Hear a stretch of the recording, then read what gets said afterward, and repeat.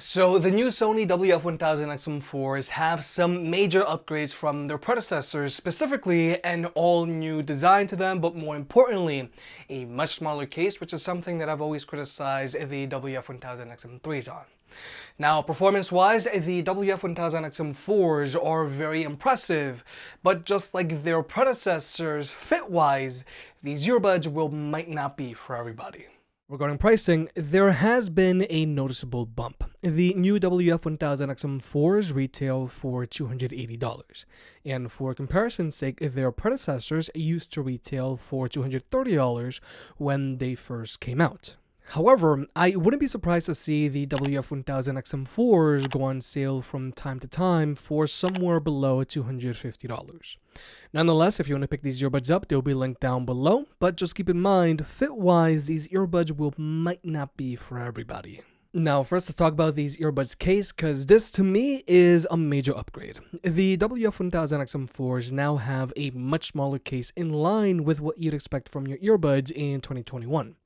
Because for comparison's sake, even though the WF-1000XM3's case was fairly thin, it does have a large footprint, so this case is very noticeable when it's in your pocket. Now, the WF-1000XM4's case is still larger than your AirPod Pro's case or Galaxy Buds Pro's case, but it's still a little smaller than your Jabra Elite 85T's case. Overall, the WF-1000XM4's case is much more manageable this time around, and it isn't super noticeable when you've got it in your pocket. Now, from a build quality standpoint, this case has a slightly slate finish to it, making it easy to get a grip. The lid opens very easily and locks itself in place. It's much easier this time around to take your earbuds out, and this case has some very strong magnets in it, which makes putting your earbuds away very easy and shutting this lid closed very satisfying. Overall, I'm very happy with this new case, and I'm glad that Sony listened to the criticism from the WF-1000XM3's case. But besides being smaller, another major upgrade found on this case is that it now has wireless charging, whereas the larger WF-1000XM3's case doesn't.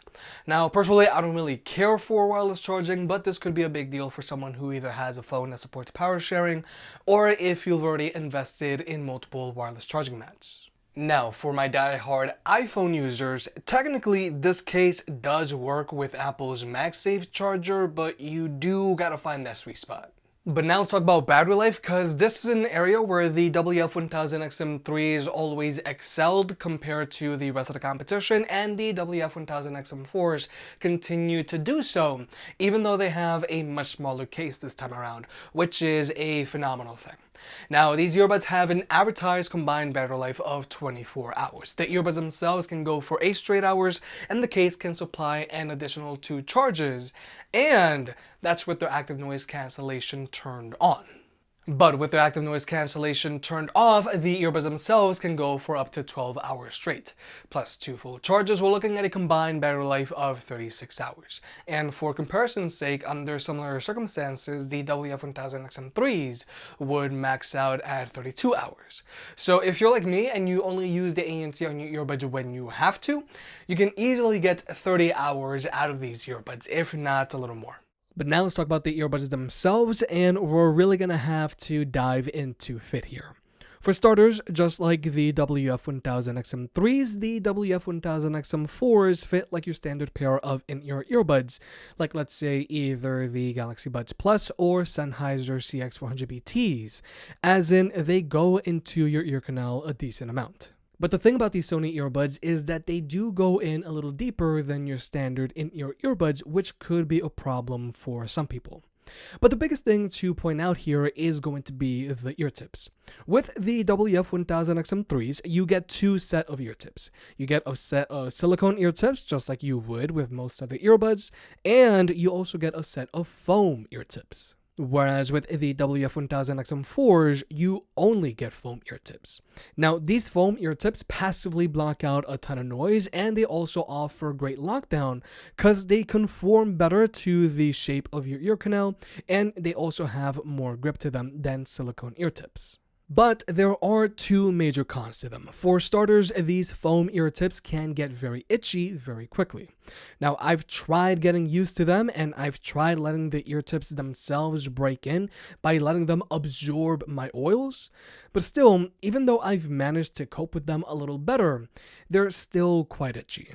But then there's also just their size. Personally, I usually gotta use the small ear tips on my earbuds, but the smallest tips that come included with the WF-1000XM4s are still pretty big. So if you're someone with smaller ear canals, then the WF-1000XM4s might not work for you, period. So overall, the foam ear tips that come included with the WF-1000XM4s do a great job of passively blocking out noise pollution, which definitely helps when it comes to active noise cancellation and sound. But these foam ear tips can get itchy very quickly, and even the smallest ones might be a little too big for some people with smaller ear canals. Now, these issues might not affect everybody, but they do to me. But nonetheless, I do wish these earbuds came included with a second pair of silicone ear tips in the box, just like their predecessors, especially given their $280 price tag. Regarding connectivity, each earbud establishes a connection with your phone. So if you just want to use one earbud at a time, you can use either one, it doesn't matter. And this is the connection setup that we expect to see from our earbuds nowadays. However, these earbuds can only be connected to one device at a time. You can't hot swap between multiple devices like you can with either the AirPods Pro or Galaxy Buds Pro within their respective ecosystems, or the Jabra Elite 85Ts, which are OS agnostic. However, switching between your devices with the WF-1000XM4s isn't super bad. As long as you've already connected to your device in the past, all you gotta do is just go into your device's Bluetooth menu and re-establish a connection, and the WF-1000XM4s will switch from, let's say, your phone to your computer. You don't gotta put the WF-1000XM4s into pairing mode every single time you want to jump from one device to another. But nonetheless, the WF-1000XM4s are better used with one primary device. But when it comes to performance, these earbuds have zero latency across the board when watching movies or videos on your phone, whether you're using an iPhone or an Android device. And when it comes to audio codecs, these earbuds have support for SBC, AAC, and Sony's own LDAC, which is Sony's standard setup nowadays. Bye-bye aptX. But now let's talk about actually listening to music with these earbuds. For starters, I gotta point out that the active noise cancellation on these earbuds doesn't affect how your music sounds, which honestly isn't super surprising because the ANC on the WF-1000XM3s and the ANC on their over-ear headphones also doesn't affect how your music sounds. However, the WF-1000XM4s have adopted a warmer and harder hitting bass sound signature. With their stock EQ, the highs and vocals on the XM4s aren't as prominent as the highs and vocals on the XM3s. Now, personally, I don't mind that the vocals on the XM4s are a little pushed down compared to the XM3s because the XM3s can sound a touch nasally by comparison. But I do miss those highs a little bit on the XM4s. But thankfully, since the XM4s have a fully customizable EQ, you can always just go in and raise those highs. And if the XM4s have too much bass for you, then you can always just go in and lower their clear bass setting as well. But performance-wise, I gotta say the WF-1000XM4s have the same instrument separation and soundstage as the WF-1000XM3s. The only real performance difference is that the bass on the XM4s hits much harder than the bass on the XM3s. Cause I found that if you use these settings on the XM3s, they'll sound like the XM4s with their stock EQ. But no matter how much I play around with this clear bass slider on the XM3s, I can't get their bass to hit as hard or resonate like the bass on the XM4s. So besides a new warmer stock EQ on the WF-1000XM4s, sound quality wise, the real major difference from the WF-1000XM3s is just more bass. Nonetheless, the WF-1000XM4s sound much better than your entry-level in-ear earbuds, and without a doubt, they sound much better than the AirPods Pro. And thanks to their fully customizable EQ, these earbuds should be able to please people who like a warmer bass-heavy EQ or people who like a more neutral EQ. But due to their instrument separation and soundstage, these earbuds still rank number 3 for me. First place going to the Sennheiser Momentum 2s and second place going to the Galaxy Buds Pro. Now, when it comes to actually controlling your media, just like before, the XM4s have touchpads, and through Sony's app, you can customize the layout of your touchpads. However, just keep in mind this is strictly a tap-based touchpad. There aren't any gestures like, let's say, the Pixel Buds. Nonetheless, this touchpad is very accurate and it's easy enough to use. But now let's talk about the active noise cancellation on these earbuds. Now first, I do want to taper expectations here. The ANC on earbuds isn't going to block out as much noise as a proper pair of over-ear ANC headphones, like either the Bose NC700s, Sony WF-1000XM4s, and especially the AirPod Max. However, the WF-1000XM4s are getting really close to blocking out as much noise as the Sony WF-1000XM4 headphones. Now, the ANC on these earbuds mostly focuses on constant low-frequency sounds like road noise, whereas the headphones can block out constant low-frequency sounds, and they also do a much better job of blocking out random higher-frequency sounds, allowing them to block out more chatter. Overall, yes, the headphones block out more noise than the earbuds, but the earbuds aren't too far behind. And when it comes to ranking, I gotta say the Sony WF-1000XM4s are my new number ones, followed by the Jabra Elite 85Ts, and below them are the Sennheiser Momentum 2s and the AirPods Pro, which I feel are neck and neck. Below them are the Galaxy Buds Pro, and in last place are the Sony WF-1000XM3s. So you can definitely see that Sony really shot up the charts here. But something to point out here is that yes, the foam ear tips on these earbuds is giving them a slight advantage because they passively block out more noise than the silicone ear tips you'd find on all of these other earbuds.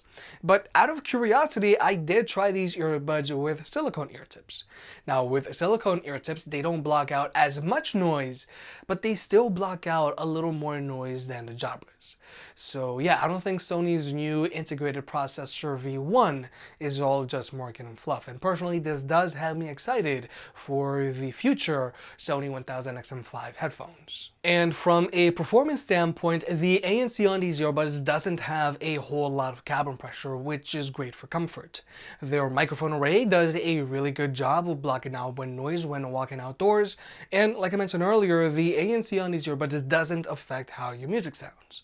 So overall, I'd say, yeah, I'm very impressed by the ANC on these earbuds. But like I mentioned in the past, I only use the ANC on my earbuds when I have to, and what's really important to me is the quality of their ambient mode. And just like their predecessors and their headphones, the ambient mode on the WF-1000XM4s sounds very natural with zero hissing in the background, and their microphone array does a great job of blocking out wind noise when walking outdoors. However, one important thing to point out here is that the Sony WF-1000XM4s now have an active ambient mode like the headphones, meaning that if you're walking outdoors with your ambient mode turned on, and if a siren rolls by or if a dog starts barking, the earbuds will automatically turn off their ambient mode, saving your ears from getting blasted, which I think is great. However, for some reason, this active ambient mode is a little slower to react than the active ambient mode found on the headphones. So hopefully Sony will raise its sensitivity in a future software update, because I feel the headphones have the perfect amount of responsiveness, whereas the earbuds are a little more lenient. But another new feature on the WF-1000XM4s is Speak to Chat, which first debuted on the WH-1000XM4 headphones, and it works like this. Hello there. So this is speak to chat. Basically, when I start talking, the earbuds will automatically lower the volume of your music and pump in all of the ambient sound around you so that you can talk to someone without even to have to touch the earbuds themselves. And then the earbuds will go back to normal, either if you're quiet for a preset determined amount of time, which you can set through the app, or you can tap on the touchpad like this.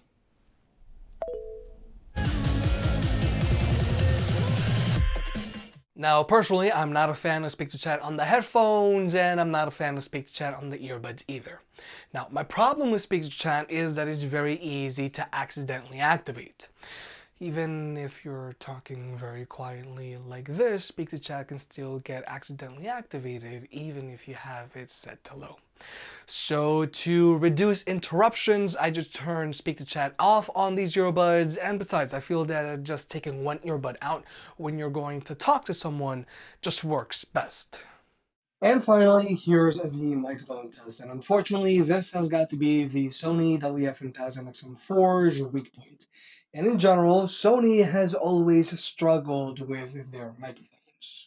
And for comparison, this is the microphone on the Sony WF-1000XM3s, which I feel sounds a little better because the mids and highs are a little more elevated. But more importantly, the WF-1000XM3s do a better job of lifting your voice, so it's a little easier to hear over all of this road noise. Now, yeah, there is a little bit of choppiness, but the XM3s are doing their best here. Whereas with the WF-1000XM4s, they're letting in more road noise than the WF-1000XM3s. But there's also some static or interference in the background. Now, when it comes to blocking out chatter, I'd say the XM4s are blocking out just as much noise as the XM3s, but your voice isn't as prominent, and then there is still a little bit of static in the background. However, this microphone does do a good job of muting itself when you start talking.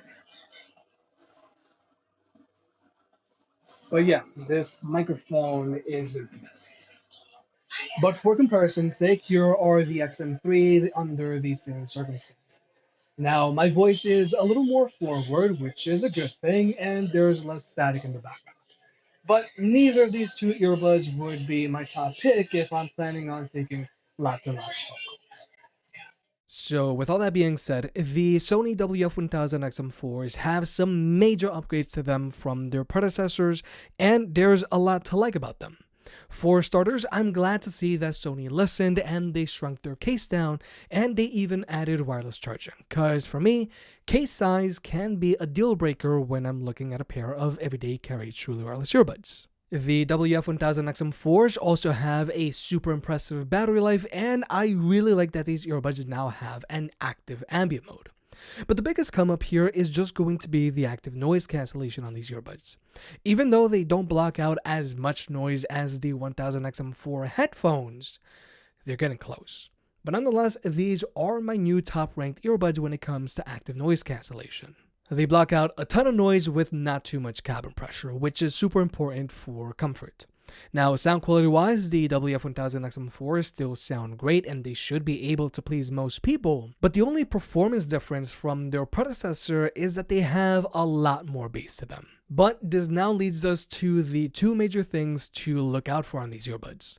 First is their fit. Since these earbuds only come included with foam ear tips, for some people they can be very itchy and uncomfortable, or they might just be too big. And then there's their microphone. Sony still needs a lot of work here. If you made it this far, I guess you enjoyed the video, so hit that like button and get subscribed. It helps out more than you realize. If you want to pick any of the products up mentioned in this video, those will be linked in the description down below, and you can also support the channel by checking out the merch store. But other than that, I'll catch you next time.